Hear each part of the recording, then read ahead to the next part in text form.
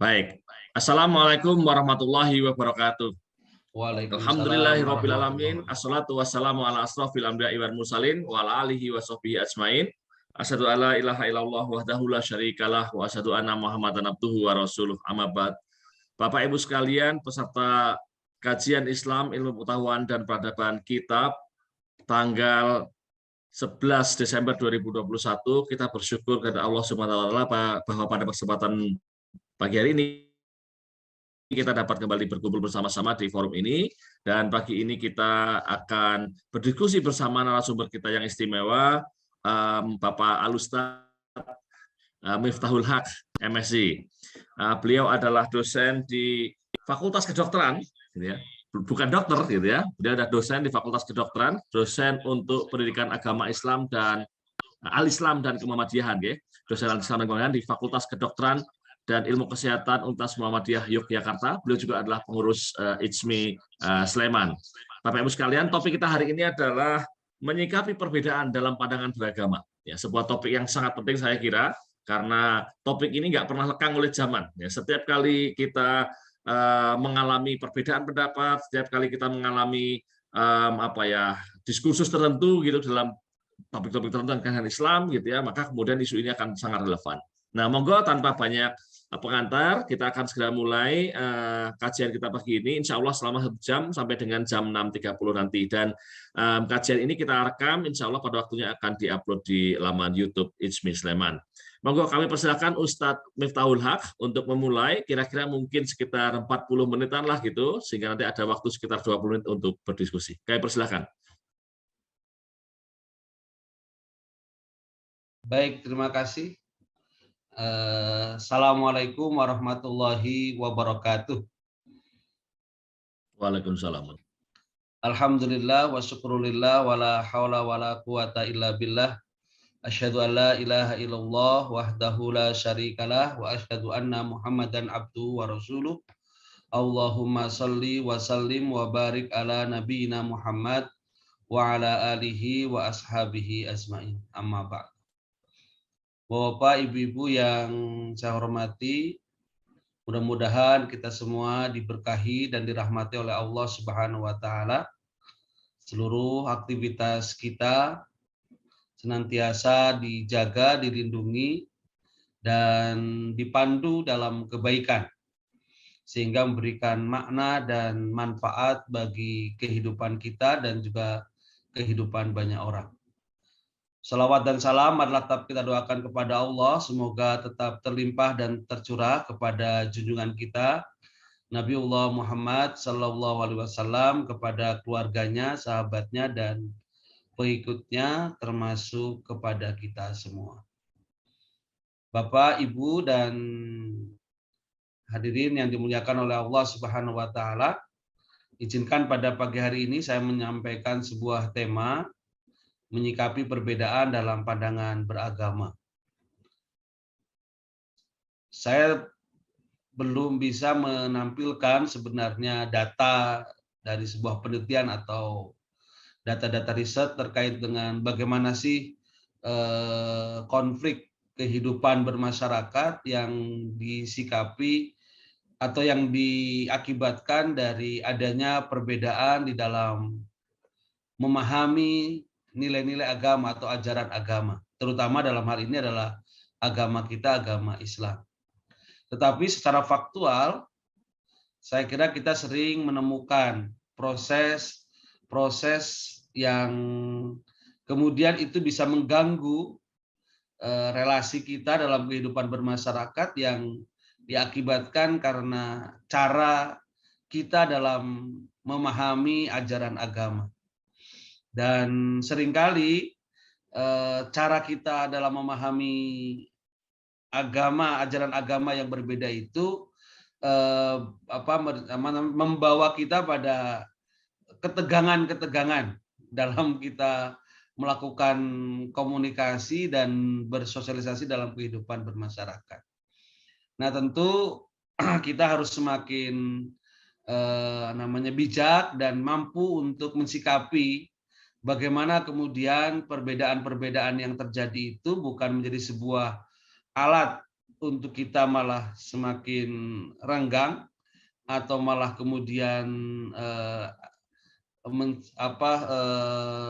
semakin menimbulkan konflik antar horizontal di antara kehidupan umat Islam, tetapi bagaimana perbedaan-perbedaan itu justru menjadi sebuah modal sosial sebagai sebuah kekayaan kita dalam kehidupan bermasyarakat. Kalau kita mencoba melihat perkembangan sejarah peradaban umat Islam, tentu konflik-konflik yang terjadi di antara kelompok-kelompok umat Islam itu tidak bisa dilepaskan dari cara pandang atau cara berpikir terhadap keagamaan itu sendiri.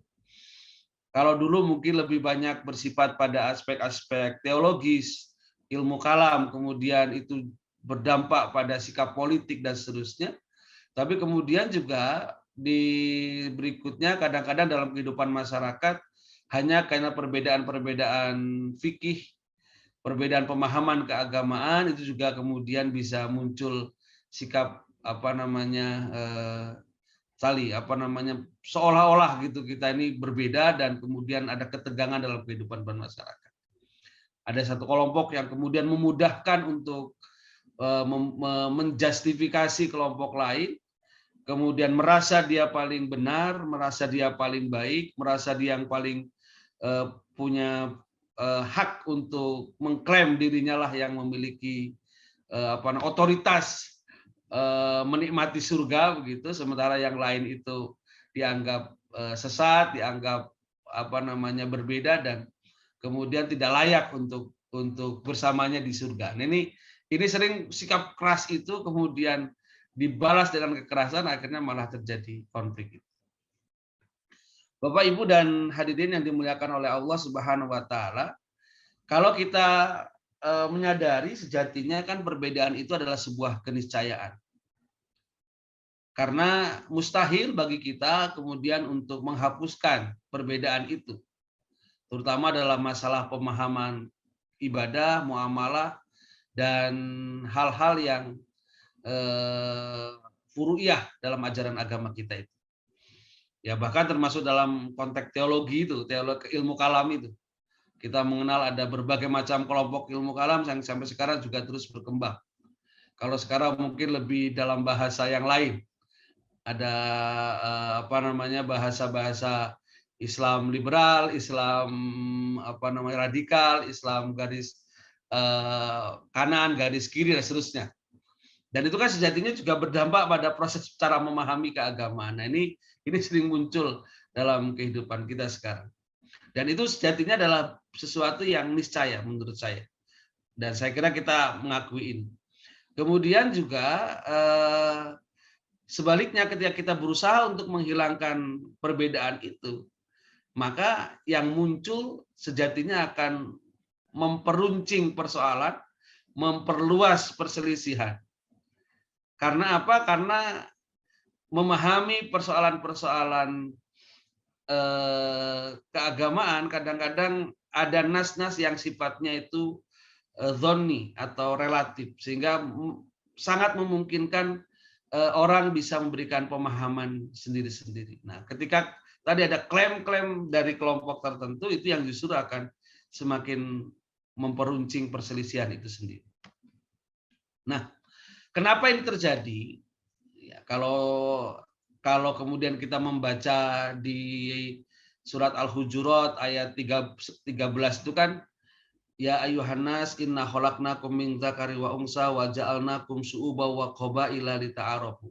Bicara kemudian syu'uba wa qabaila itu kan sejatinya tidak hanya sebatas perbedaan geografis, tapi biasanya perbedaan geografis juga akan membawa dampak pada perbedaan budaya, dan tentu perbedaan budaya ini juga berangkat dari perbedaan cara pikir atau akalnya, daya tangkapnya terhadap persoalan itu. Sehingga itu sesuatu yang niscaya itu tidak mungkin kita hilangkan, dan itu sangat tergantung dengan kemampuan kita dalam memahami persoalan. Maka perbedaan akal, daya tangkap, dan kemampuan dalam memahami dalil serta mengambil kesimpulan dari dalil tersebut itu bisa menjadi faktor terjadinya perbedaan itu.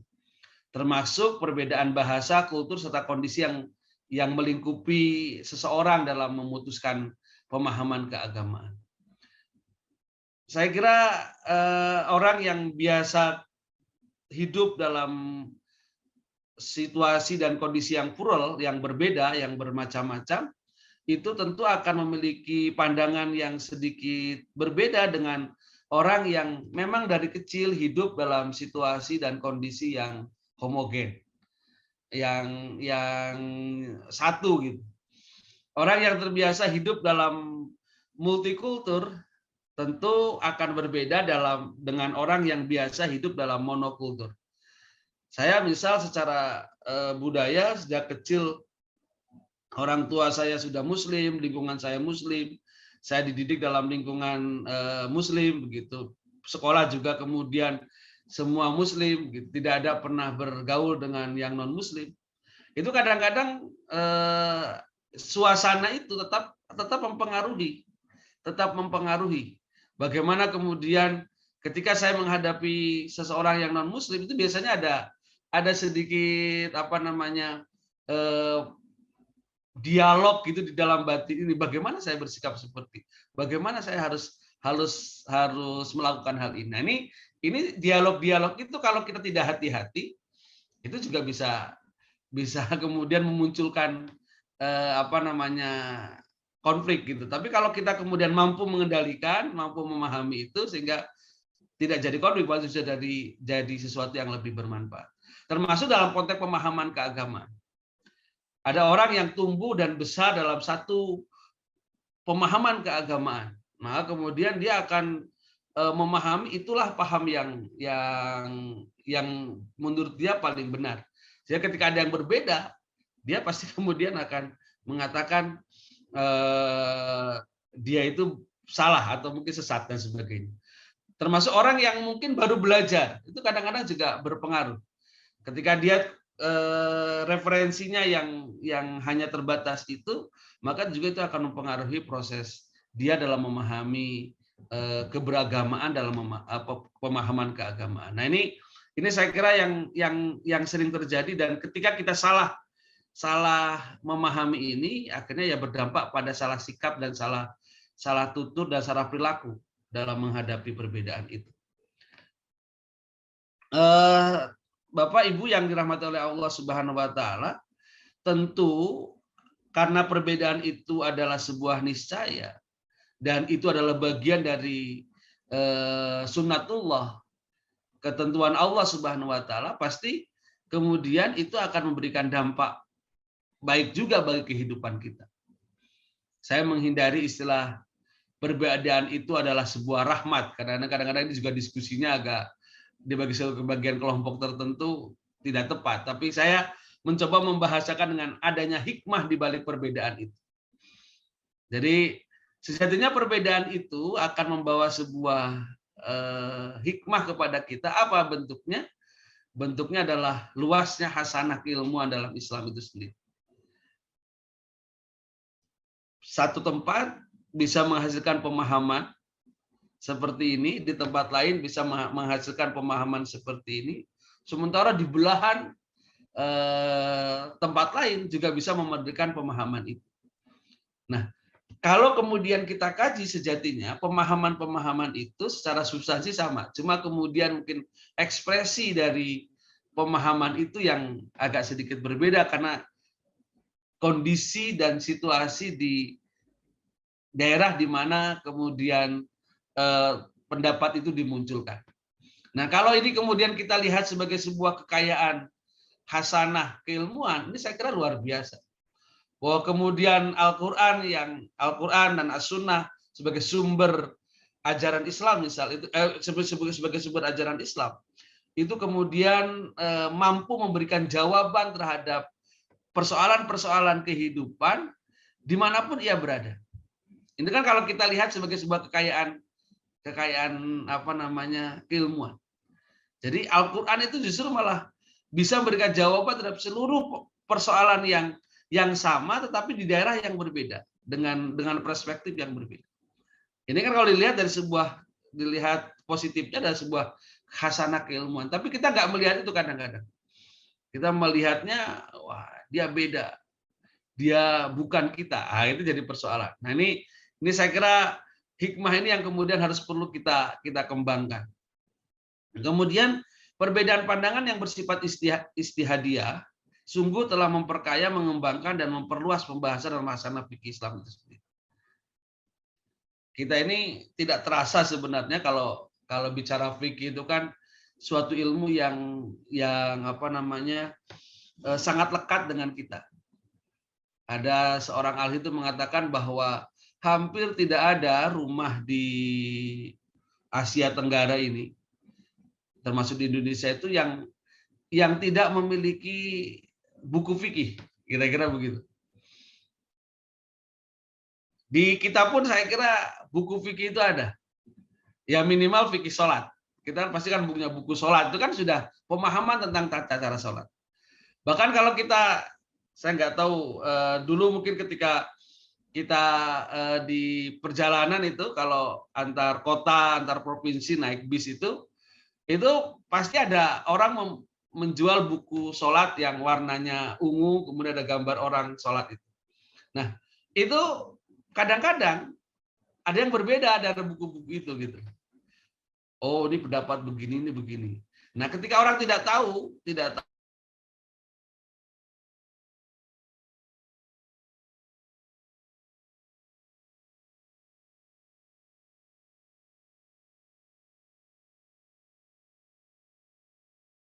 misal ya, ada persoalan-persoalan muamalah yang terbaru, misal ada yang berpendapat A, ada yang berpendapat B, ada yang berpendapat boleh, ada yang berpendapat tidak boleh, ada yang mungkin makruh, ada yang haram, ada yang mubah, ada yang dan seterusnya lah. Nah, ini sebuah pandangan yang sejatinya adalah bagian dari kekayaan tadi, intelektual pemikiran dari umat Islam itu sendiri. Sehingga kalau ini disikapi sejatinya akan menarik gitu, diteliti. Oh, ternyata seperti ini. Ternyata seperti itu. Sehingga kemudian kalau ini memahami, kita akan lebih enak sebenarnya. Lebih enak. Tidak kemudian kita malah seolah-olah dia berbeda dengan kita itu.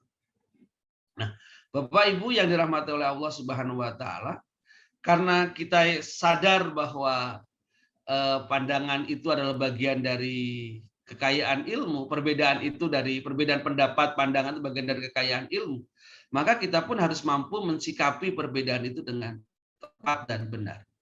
Agar kemudian kekayaan itu bisa kita jaga dan kemudian bahkan mungkin bisa kita kembangkan dalam pengembangan kehidupan umat Islam secara umum. Nah, bagaimana kita kemudian mensikapi perbedaan itu? Saya ingin mungkin kita juga saya ingin menyampaikan, dan saya kira kita juga sudah sama mengetahui bahwa persoalan-persoalan perbedaan pendapat ini sejatinya bukan sesuatu yang baru dan muncul sekarang yang dalam kehidupan masyarakat kita. Perbedaan-perbedaan masyarakat ini juga sejatinya telah muncul lama. Dan bahkan zaman Nabi pun sudah ada gitu.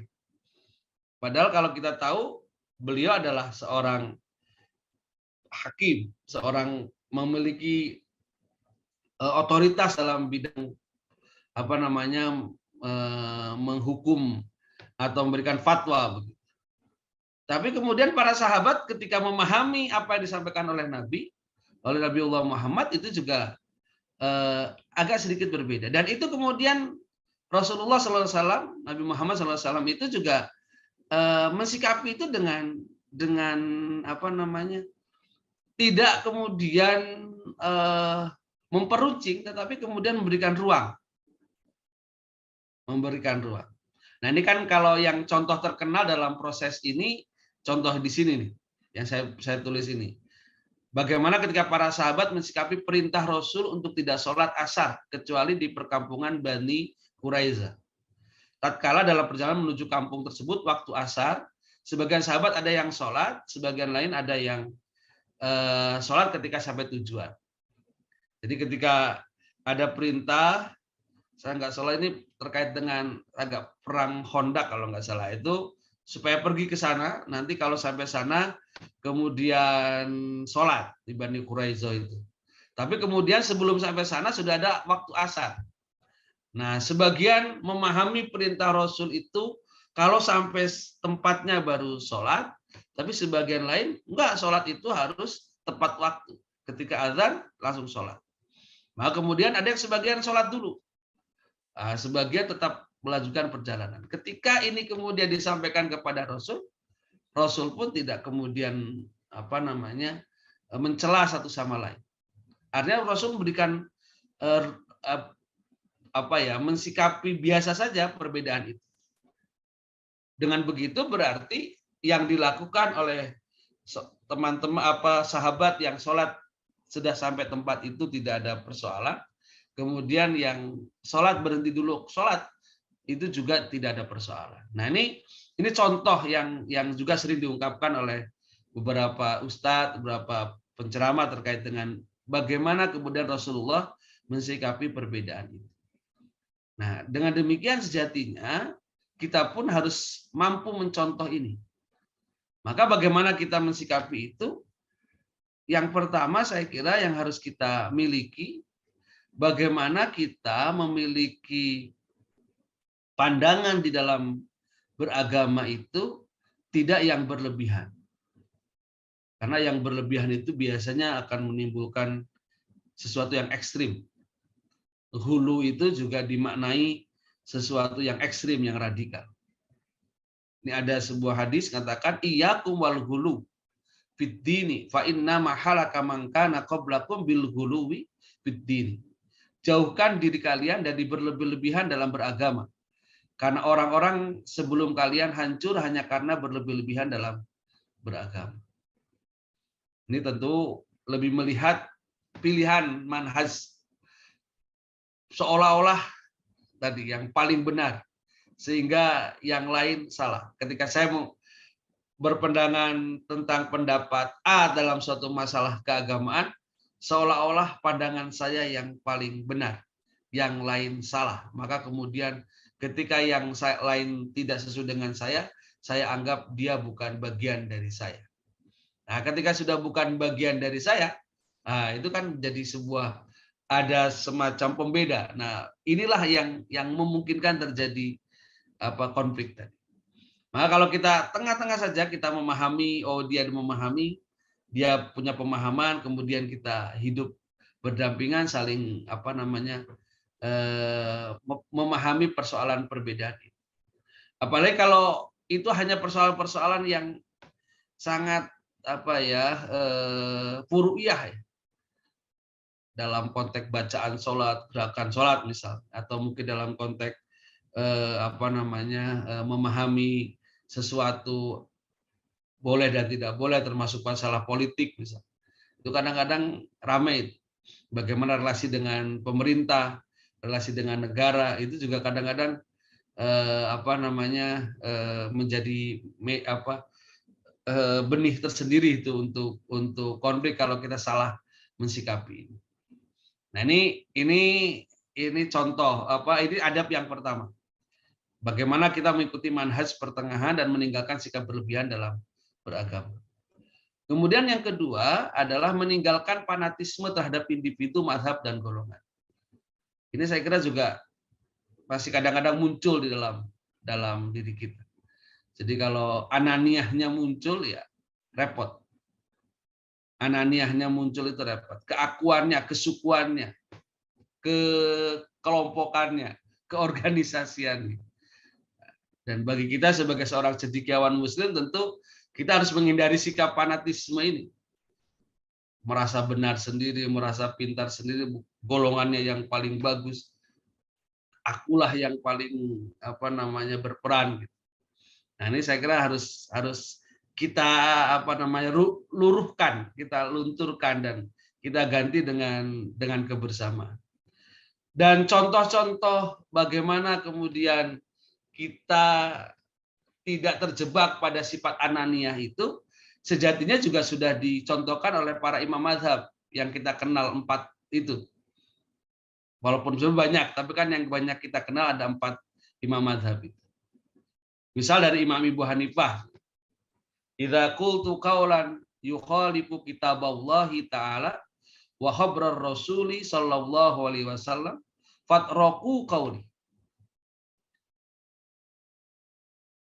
Jika perkataanku itu, jika aku mengatakan memiliki sebuah perkataan yang itu menyelisihi kitab Allah dan khabar Rasul atau Al-Quran, sunnah Rasul Sallallahu Alaihi Wasallam, fatraku, maka tinggalkanlah olehmu kauli perkataanku.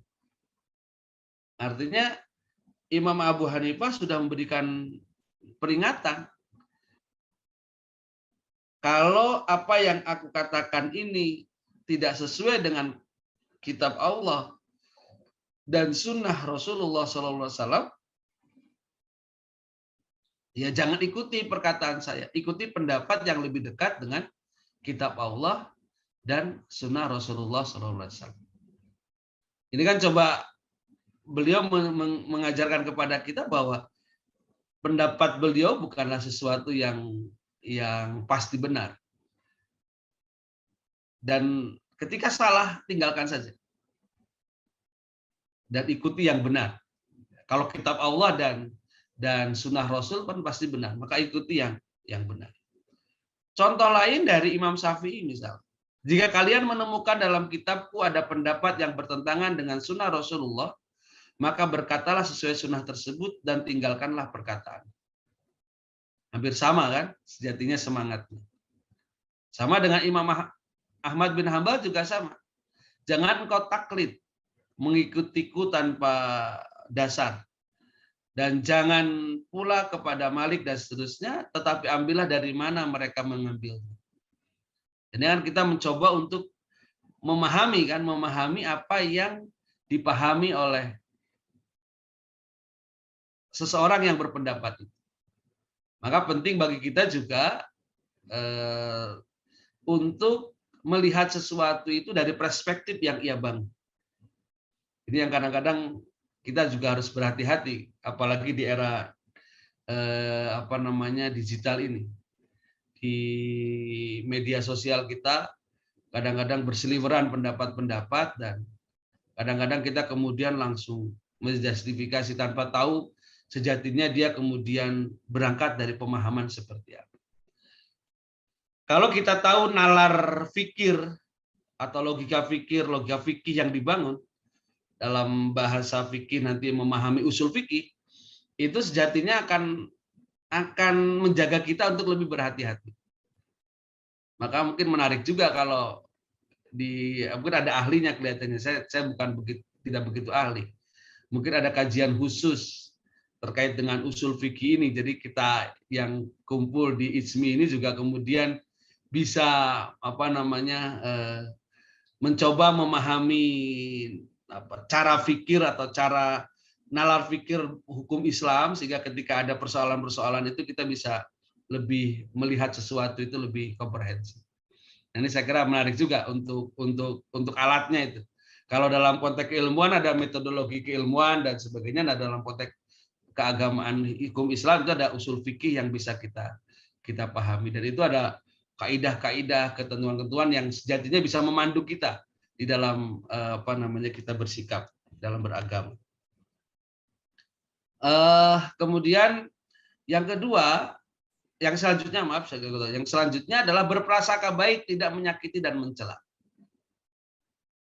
Di surat Al-Hujurat ayat 12. Ya ayyuhalladzina amanu istanibu katsiran minadh-dhonn inna ba'dadh-dhonni itsmun. Jadi kita diperintahkan untuk menjauhi prasangka, karena sebagian dari prasangka itu adalah dosa, perbuatan dosa.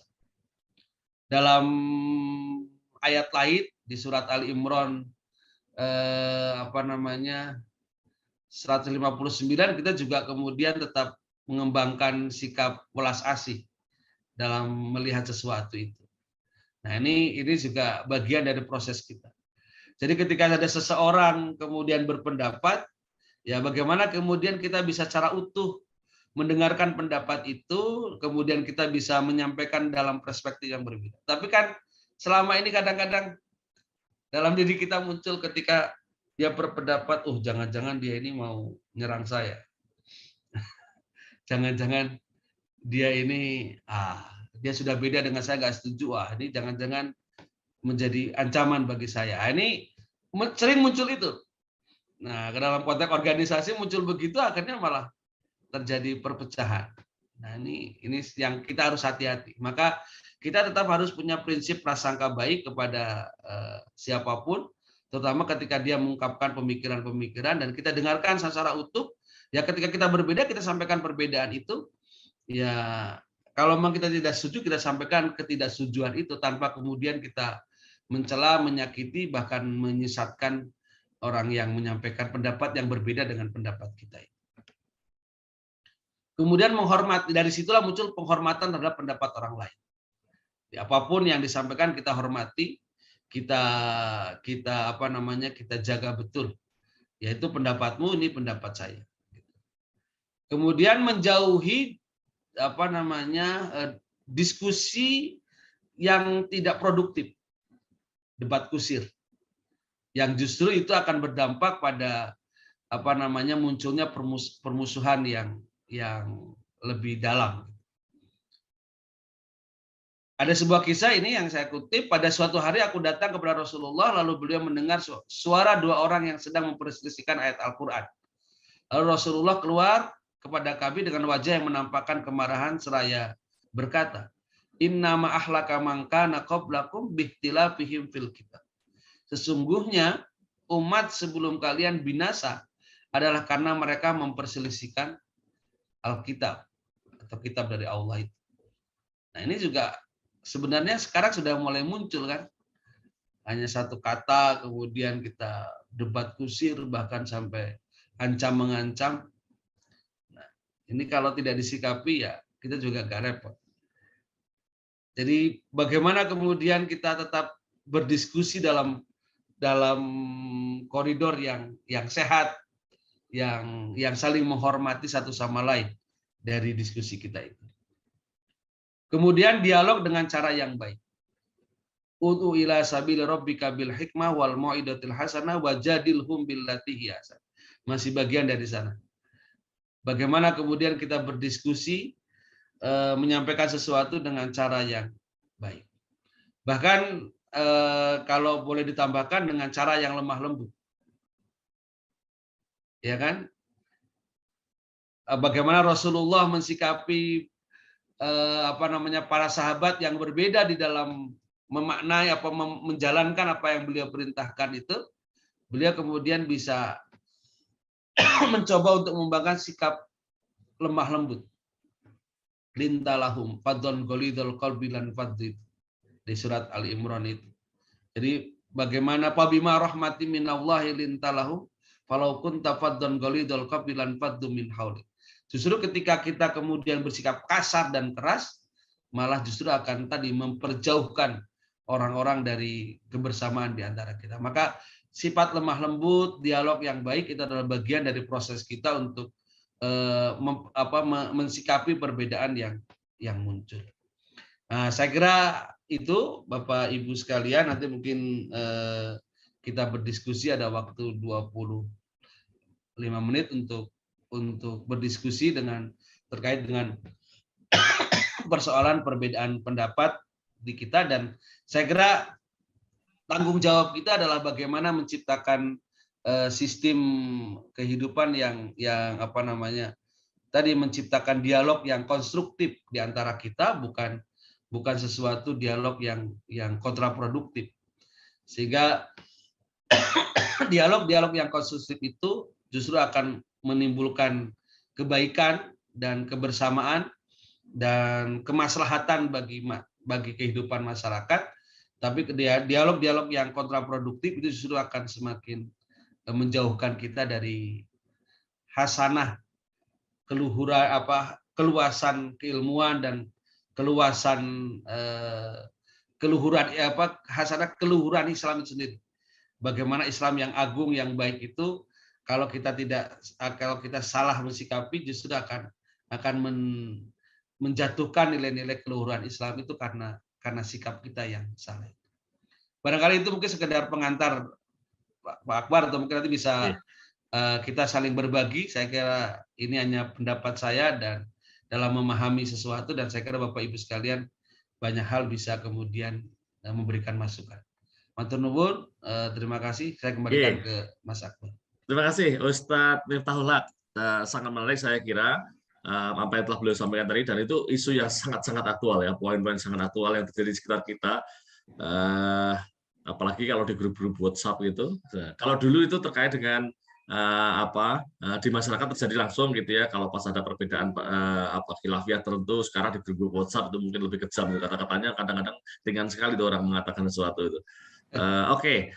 Baik Bapak Ibu sekalian, ini alhamdulillah sudah hadir. Ini alhamdulillah ini banyak.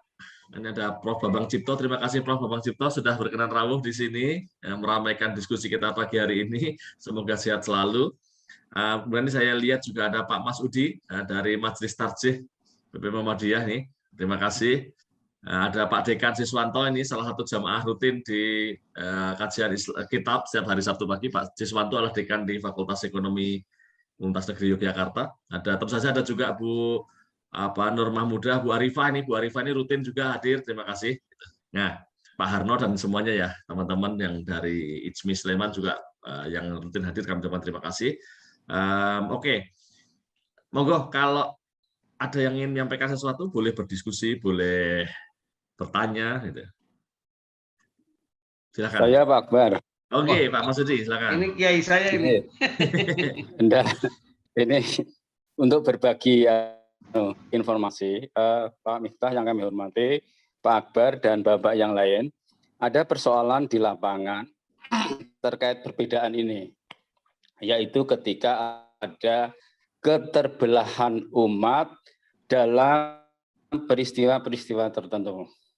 Contoh sederhana, saya sebagai pimpinan ranting Muhammadiyah di Sleman, kemudian teman saya sebagai ketua cabang NU, kalau di Muhammadiyah daerah gitu ya, karena di NU cabang itu tingkat kabupaten, itu kemudian merasa diretoki dalam tanda petik, apakah itu Muhammadiyah atau NU terhadap partai-partai politik yang ada dalam hubungannya dengan pilkada kemarin. Jadi ada keterbelahan. Maka bagaimana sesungguhnya sikap kita menghadapi momen-momen seperti itu? Di Muhammadiyah dan NU juga bisa kita cermati, kalau menjelang muktamar itu kan keterbelahan menjadi lebih nyata. Ya, di NU yang sebentar lagi akan muktamar juga begitu. Keterbelahan itu nyata. Ya, padahal sisi yang lain kan harus ada persatuan. Bahkan kemudian itu berdampak pada kepemimpinan berikutnya.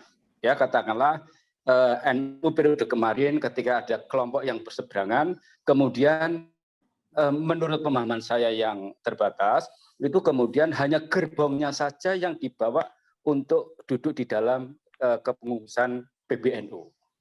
Hal yang sama juga terjadi di Muhammadiyah pada masa yang lalu, ketika kemudian ada satu paham keagamaan yang dominan, kemudian menghabisi paham keagamaan yang lain. Dan itu tentu tidak produktif sebagai ormas keagamaan, apakah itu NU atau Muhammadiyah, yang mestinya dua-duanya harus dirangkul. Apapun perbedaannya, mereka kan bagian dari Jam'iyah Muhammadiyah maupun Jam'iyah Nahdlatul Ulama. Mungkin Pak Miftah dan Bapak yang lain bisa memberikan ya urun rembuk lah ya dengan realitas ya keterbelahan umat, bahkan kemudian pemilihan Pak Jokowi kan menyisakan ya keterbelahan umat sampai hari ini, dan itu real, tidak bisa dihapuskan. Mungkin Pak Miftah dan Bapak yang lain bisa memberikan masukan ya atas kondisi umat yang seperti itu. Terima kasih Pak Akbar. Iya, terima kasih Pak Masudi. Monggo Mas Miftah langsung. Kalau saya gini, sebenarnya kan kita ini kadang-kadang tidak konsisten dengan konsensus yang kita bangun. Bagi saya kan pemilu Pemilu itu kan bagian dari konsensi kenegaraan kita, bahwa di dalam mengatur negara ini kita ada pemilu, dengan demokrasi ini kita ada pemilu untuk memilih kepala daerah, kemudian calon termasuk presiden, gubernur dan sebagainya. Nah, itu kan konsensus yang kita bangun, dan kita kemudian sepakat dengan aturan itu. Kalau tidak sepakat, kita bisa mengadukan judicial review dan sebagainya, ada mekanisme yang kita bangun. Jadi ketika itu menjadi sebuah aturan bersama, berarti itu menjadi konsensus kita bersama. Nah, kadang-kadang saya katakan tadi, kita tidak konsisten dengan itu. Ketika itu sudah kita laksanakan dan putusan berbeda, kita seolah-olah tidak terakomodir dan kita menolak. Nah, ini kan jadi persoalan sebenarnya. Berarti ananiahnya masih muncul itu. Termasuk dalam konteks organisasi tadi. Mohon maaf, mudah-mudahan kita berlindung dari itu. Di IJMI pun sangat mungkin ketika kita tidak mampu mensikapi perbedaan di antara kita secara bijak. Konsensus kita, muktamar, kongres itu bagian jalan dari proses regenerasi atau proses untuk penataan organisasi. Bahwa kemudian ada perilaku-perilaku yang dari sebagian oknum di organisasi itu yang mungkin jauh dari nilai-nilai ideal, nilai-nilai utama, itu saya kira ada persoalan lain terhadap orang itu, dan itu mungkin bisa menjadi PR bagi kita untuk membangun nilai-nilai itu yang lebih baik. Artinya untuk terus kita upayakan agar nilai-nilai yang tidak utama itu tidak muncul. Nah, ini saya kira ketika kita tidak tadi saya katakan konsisten dengan konsensus yang kita miliki, ya muncullah perbedaan-perbedaan itu. Muncullah keterbelahan itu. Tapi kalau kita konsisten dengan konsensus, ini bagian dari proses, ya sudah, demokrasi yang kita bangun, sistem organisasi kita bangun, kemudian ada proses itu, ya konsekuensi itu kan ada yang dipilih dan tidak dipilih. Tetapi kemudian ketika kita terpilih, kemudian kita tidak juga kemudian merasa kita yang paling benar, karena itu bagian dari hanya konsensus saja yang mungkin peristiwa 5 tahunan atau 2 tahunan atau 3 tahunan, ya kita rekrutlah yang berbeda itu kemudian bagian dari diri. Walaupun mungkin di luar, tetapi dia bagian dari upaya untuk memberikan koreksi terhadap diri kita, ya kita bukan anggap sebagai sebuah musuh, tetapi sebuah mitra yang kemudian bisa saling konstruktif membangun kesepakatan yang sudah kita bangun dalam sistem organisasi. Saya kira itu mungkin. Jadi kadang-kadang kita ini nggak konsisten, Mas Akbar, untuk terhadap konsensus yang kita bangun sendiri. Kita sepakat muktamar itu bagian dari cara kita untuk memilih pengurus baru. Tapi ketika muktamar itu tidak sesuai dengan apa yang keinginan kita, kemudian kita tolak. Kita buat kelompok baru, sempalan dari organisasi itu. Termasuk kita berharap lah di IJMI kan mungkin terjadi kan, ada perbedaan pendapat itu mungkin terjadi, dan ketika kita tidak konsisten, saya kira itu mungkin Mas Akbar pendapat saya, Pak Mas Udi. Terima kasih Ustadz Miftah. Ini isu barusan muktamar minggu lalu. Alhamdulillah ya. Saya ikut merasakan itu bagaimana dinamikanya. Sampai lembur-lembur malam-malam gitu dan selesai pagi. Tapi insya Allah sepertinya walaupun ada perbedaan pendapat di sana, sepertinya sudah cooling down lagi gitu. So, alhamdulillah gitu ya. Oke, baik. Tapi saya kira isu tadi memang sangat penting ya. Faktanya memang keterbelahan itu muncul di tengah masyarakat kita. Gitu, dan keterbelahan itu bukan sekedar pro dan kontra, tapi nanti terutama itu berpengaruh terhadap ini loh, pilihan-pilihan penyikapan terhadap kebijakan, terhadap isu gitu, luar biasa sampai sekarang masih bekas itu. Jadi dalam banyak hal itu kita bisa membelah isu-isu tertentu, membelah masyarakat itu berdasarkan isu tertentu, itu hanya dari dulu dia milih siapa gitu, itu bisa dibelah, itu luar biasa. Jadi kan dampaknya kan panjang sekali gitu ya. Bahkan termasuk di awal-awal pandemi COVID-19 kan juga keterbelahan itu juga tidak lepas dari perbedaan politik itu gitu. Yeah. Walaupun itu kayaknya nggak cuma di Indonesia sih, di negara-negara lain juga sebagian masih begitu. Di Brazil itu kalau pendukungnya presiden dan pendukungnya yang lain itu beda sikapnya terhadap COVID gara-gara perbedaan politik juga. Baik, oke. Monggo Bapak Ibu sekalian, yang lain kami persilakan. Mungkin bisa menambah yang tadi juga boleh, atau mau mengangkat isu baru juga nggak apa-apa. Nih, Prof Bambang Cipto, monggo langsung saja, Prof, kalau berkenan. Ini Prof Bambang menuliskan apa yang bisa menyatukan perbedaan umat ya, gitu. Prof Bambang ajeng berkenan menyampaikan langsung atau cukup dengan tertulis? Nah, sebenarnya tertulis. Nggih, monggo. Masalah kita itu kan selalu saja sulit untuk bersatu ya. Alasannya bermacam-macam, puluhan mungkin ratusan alasan itu. Dengan Indonesia ini umat Islam terbelah-belah, bahkan partainya pun partai mini-mini semua, nggak ada yang besar ya. Ini kan cerminan kesulitan kita bersatu. Nah, kira-kira resepnya apa ini, Mas Miftah, untuk bisa menyatukan umat? Iya. Terima kasih. Monggo, terima kasih Prof Bambang. Monggo, Ustadz Miftah. Terima kasih, Prof. Saya tidak tahu ya apa peristiwa-peristiwa di tokoh-tokoh nasional dulu. Informasi yang saya terima itu ketika mereka berbeda pendapat di ruang parlemen, tapi kemudian ketika di masyarakat anak-anaknya malah justru saling berbaur dan keluarganya saling mengunjungi. Itu kan dicontohkan oleh para pendiri bangsa ini. Bagaimana kemudian yang pernah saya baca itu bagaimana kemudian perbedaan pendapat antara satu tokoh dengan tokoh lain itu bukan ketika di dalam ruang parlemen itu ya selesai di ruang parlemen itu, di ruang tertentu itu, tapi ketika di luar itu kemudian menjadi sesuatu yang konteksnya lain. Jadi kemanusiaannya lain. Nah, saya kira penghormatan kita terhadap nilai-nilai kemanusiaan yang berbasis nilai-nilai agama itu menjadi kata kunci untuk menyatukan kita. Bahwa kemudian pikiran kita berbeda, ya, tetapi kemanusiaan kita sama.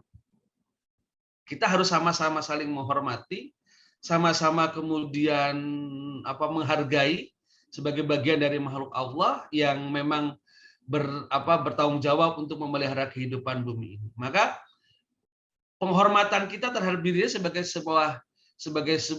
seorang manusia itu saya kira tetap harus kita wujudkan. Nah, ketika ada perbedaan itu barangkali mungkin hanya bagaimana ekspresi menunjukkan dia ingin memberikan peran dalam diri kemanusiaannya dalam kehidupan itu. Nah, tinggal kalau kita sadari nilai-nilai ini, saya kira itu menjadi sesuatu yang bisa menyatukan.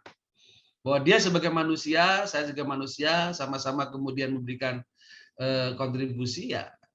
Kemudian kita hormati itu. Tidak boleh kita melecehkan, menjatuhkan, menghinakan atau mengintimidasi dan sebagainya, karena itu akan merusak dari nilai-nilai kemanusiaan itu sendiri. Nah, tentu dalam konteks kita membangun nilai-nilai kemanusiaan itu tetap harus berangkat dari nilai-nilai ajaran Islam, yaitu dalam Al-Quran dan Sunnah. Saya kira itu menurut saya, Prof Bambang. Jadi bagaimana kita kalau dalam bahasa lain itu karomatul insan, itu menjaga kemuliaan manusia. Dan kita ini sebagai makhluk yang mulia ya kita harus saling memberikan rasa kemuliaan. Tidak layas hor min kaumin gitu. Tidak saling kaumun min kaumin, layas hor kaumun min kaumin, tidak saling menghina antara satu kaum dengan kaum yang lain. Saya kira itu mungkin Mas Akbar.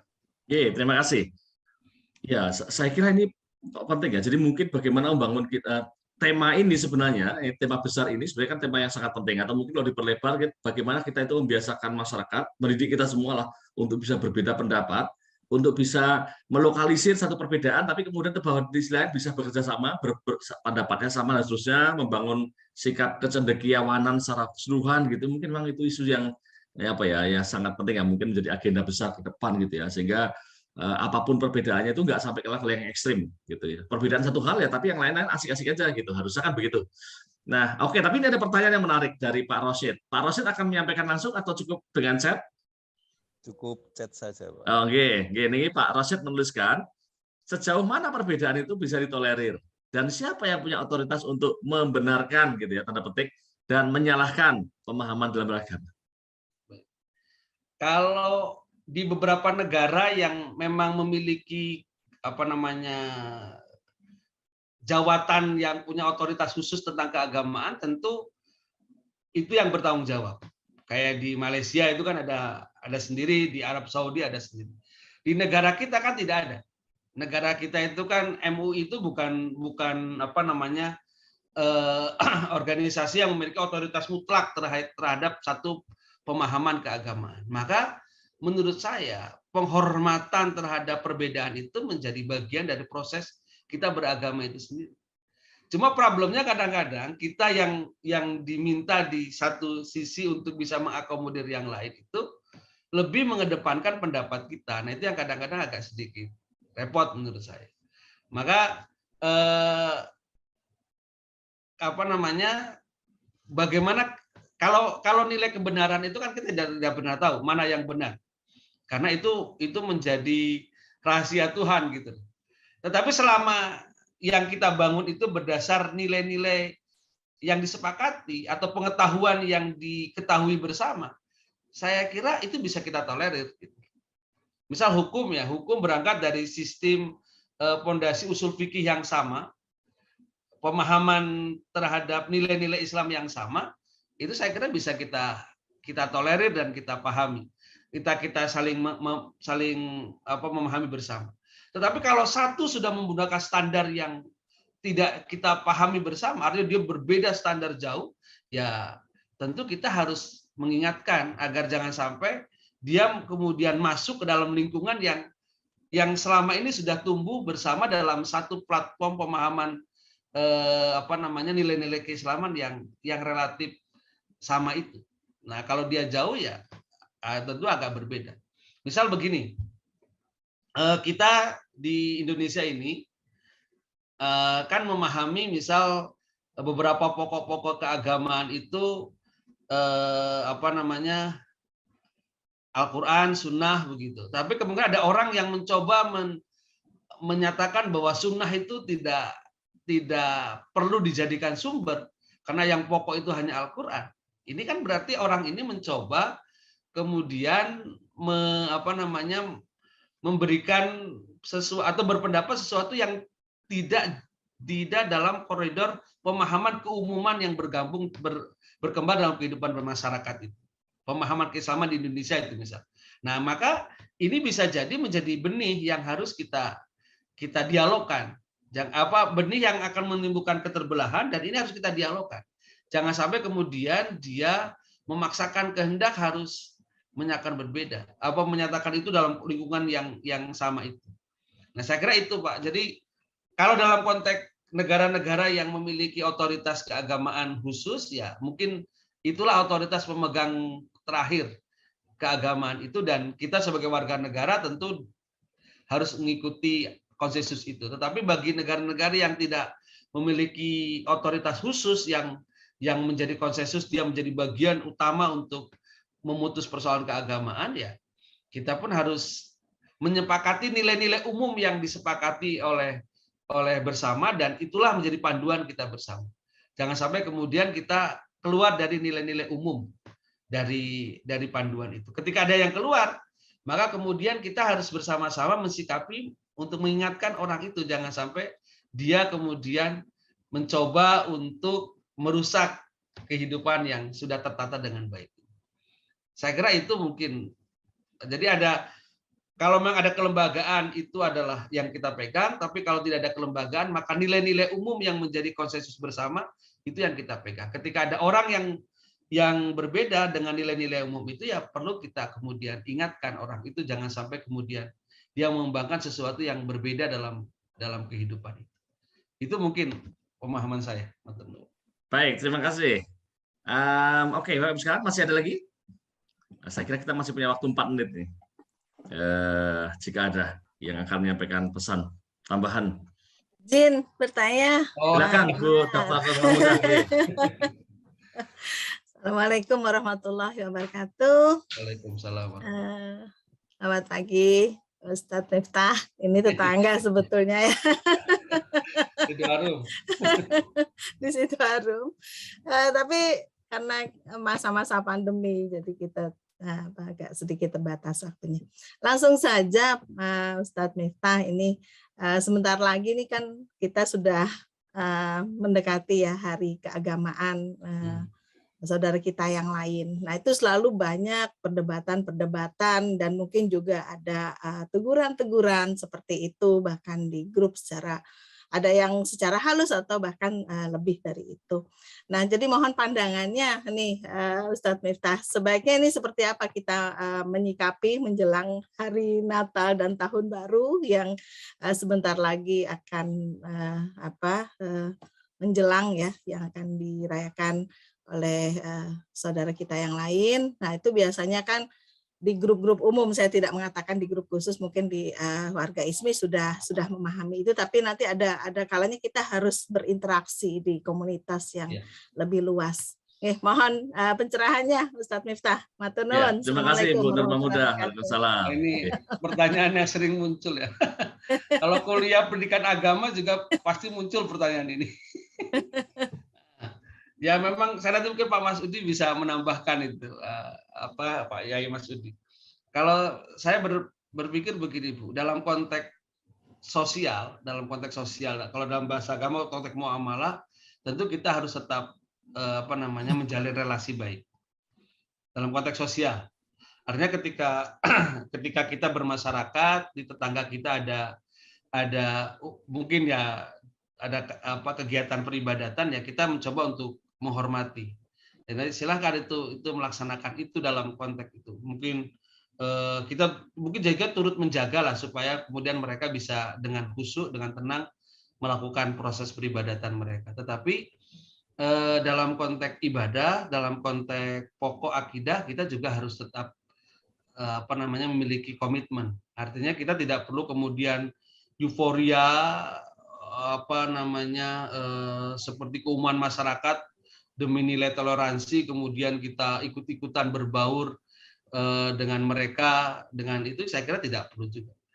Toh untuk memberikan rasa toleransi itu kan bukan berarti kemudian kita harus terlibat langsung aktif, tetapi memberikan ruang mereka untuk berekspresi, kemudian memberikan ruang mereka untuk tenang beribadah, saya kira bagian dari proses toleransi. Jadi kita tidak perlu aktif euforia Bu, ikut-ikutan kemudian di grup, tapi kemudian ya cukup, ya silahkan, monggo kalau memang mau mengadakan, kalau memang di rumah mau mengadakan, ngundang teman-temannya sama teman mereka, kemudian ya silahkan kita hormati, selama kemudian juga tidak menimbulkan kebisingan dan sebagainya. Nah itu kan perlu kita jaga. Saya kira itu Bu, jadi tidak usah terlalu dibuat. Kalau saya begini, kalau saya itu sistemnya ya mungkin karena hidup dari kultur tadi homogen tadi ya, tidak heterogen. Ketika ada begitu ya, bagi saya diam saja. Kalau memang ada yang berbeda ya silakan, saya tidak mengganggu mereka. Tapi juga tidak perlu kemudian kita datang nunduk-nunduk kemudian memberikan euforia tadi, ucapan yang berlebihan gitu.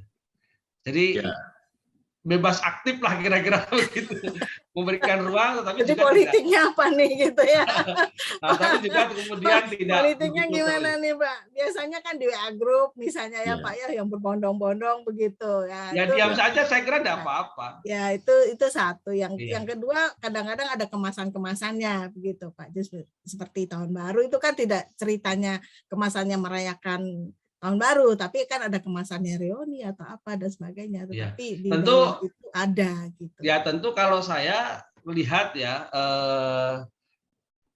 kaitan kita, kalau memang reuni ya kita niatnya ketemu, tapi ketika dia begitu ya kita mundur saja, atau di luar, atau menjaga di situasi kondisi. Menjaga jarak gitu, menjaga jarak dalam arti bukan menjaga jarak bentuk kebencian, tapi lebih menunjukkan saya mohon maaf begitu loh, tidak. Untuk itu saya kira kalau kita sama memahami itu akan saling bisa memberikan ruang itu. Saya dengan tetangga itu ada juga yang non Bu, tapi saya tidak pernah kemudian ketika diajak ke tetangga itu datang, walaupun dia lebaran datang ke rumah untuk ngucapin lebaran, saya ya mohon izin tidak datang, tapi memberikan ruang.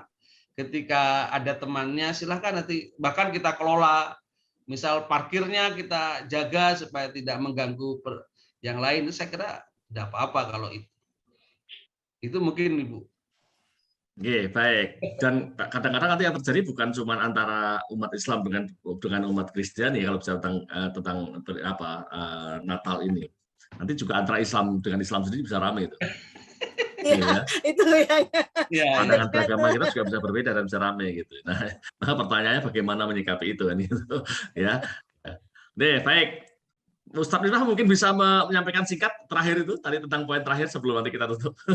Baik, terima kasih Bapak Ibu sekalian atas diskusinya. Tapi saya pikir kebijakan, kearifan kita dalam beragama itu saya kira harus kita tumbuhkan. Jadi beragama bukan sekedar mengedepankan pemikiran, akal, tetapi juga kemudian ada aspek hati dan kolbu.